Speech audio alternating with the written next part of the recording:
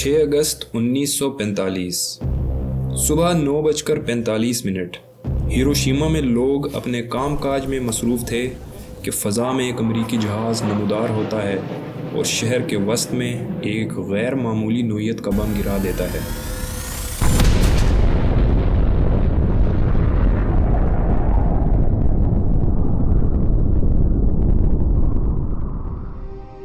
باسٹھ ہزار عمارتیں ملبہ اور 80,000 لوگ آن کی آن میں اس بم کے پھٹنے سے ختم ہو گئے۔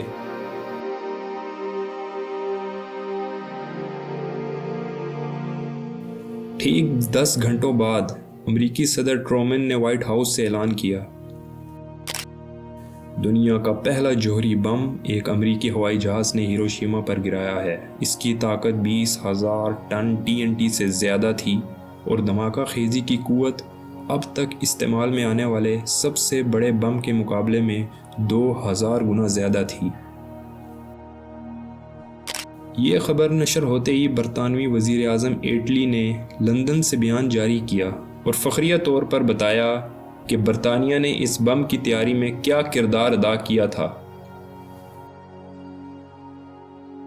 یہ طویل بیان 26 جولائی کو برطانوی حکومت کی تبدیلی سے پہلے اس وقت کے وزیر اعظم چرچل نے تیار کر کے رکھا ہوا تھا۔ نئے وزیر اعظم نے چرچل کا حوالہ دے کر یہ بیان جاری کر دیا، جس میں 1939 سے 1945 تک ایٹم بم کے منصوبے کو پایہ تکمیل تک پہنچانے کے لیے برطانوی اور امریکی حکومت کے مابین تعاون کی تفصیل اور اس میں برطانوی سائنسدانوں اور تکنیکی ماہرین کی کاوشوں کی تفصیل بھی بیان کی گئی تھی۔ گویا ناکام اور تباہ ہوتا برطانیہ امریکی کارنامے میں اپنا حصہ جتلا کر حالات پر پردہ ڈالنا چاہ رہا تھا۔ ٹھیک ہیروشیما پر جوہری بم دھماکے کے 2 روز بعد یعنی 8 اگست 1945 شمال مشرقی چین میں جاپانی مقبوضہ منچوریا پر روس نے جاپان کے خلاف اعلان جنگ کرتے ہوئے چڑھائی کر دی۔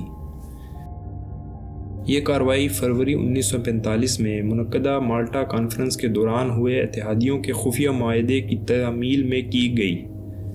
وعدہ یہ تھا کہ جرمنی کی شکست کے 3 ماہ بعد روس جاپان کے خلاف جنگ میں حصہ لے گا۔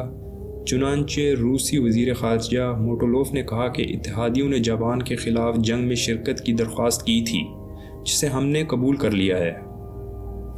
اسی دن برطانوی وزیر اعظم ایٹلی نے اس حملے کو خوش آمدید کہا۔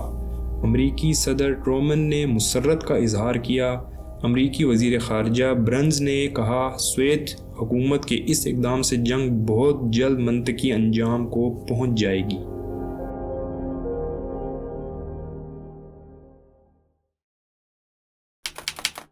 نو اگست 1945 یعنی سوویت حملے کے اگلے روز امریکہ نے 3 دن پہلے ہیروشیما پر جیسا بم گرایا تھا، ٹھیک اسی طرح کا خوفناک حملہ ناگاساکی شہر پر کر دیا۔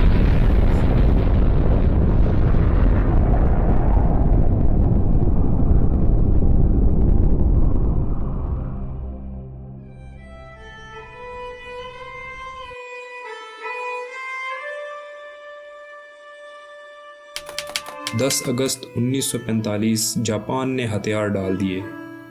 14 اگست 1945 کو شرائط طے ہوئیں اور رسمی معاملات طے پانے کے بعد 2 ستمبر 1945 کو جنگ بندی کا اعلان کر دیا گیا۔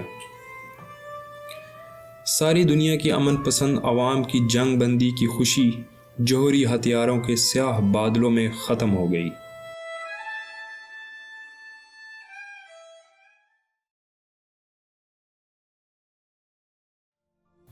مسلسل اعتراضات اٹھائے گئے۔ ہر طرف ایک ہی سوال کی بازگشت تھی کہ امریکہ نے جاپان کے 2 شہروں کی نہتی عوام پر اتنے مہلک ہتھیار استعمال کیوں کیے؟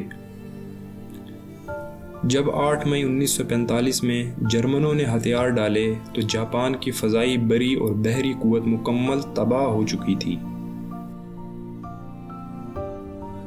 امریکی صدر ٹرومن نے اس کا جواب یوں دیا، ہم نے 2 لاکھ امریکی فوج اور 2 سے 4 لاکھ دشمنوں کے فوجیوں کی جانیں بچانے کے لیے 2 جوہری بم دھماکے کیے۔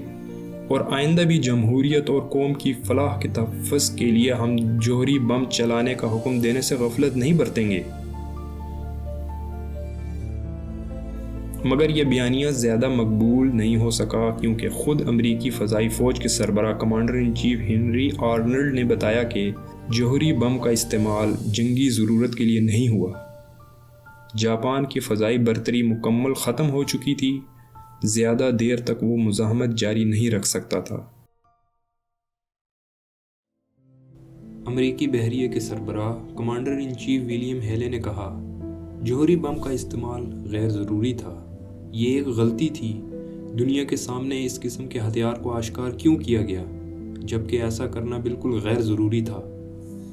امریکی وزیر خارجہ جیمز برنز نے اعتراف کیا کہ جنگ کا خاتمہ جوہری بم استعمال کرنے سے نہیں ہوا۔ جاپان کی اس سے پہلے شکست ہو چکی تھی، وہ تو امن و آشتی کی بھیک مانگ رہا تھا۔ 26 جولائی 1945 پوسٹڈم میں ہونے والی کانفرنس میں جاپان نے روس کو ثالثی کی پیشکش کی تھی، جس سے ثابت ہو چکا تھا کہ جاپان کی قوت مزمحل ہو چکی ہے، اس لیے یہ جوہری بم استعمال کرنا غیر ضروری تھا۔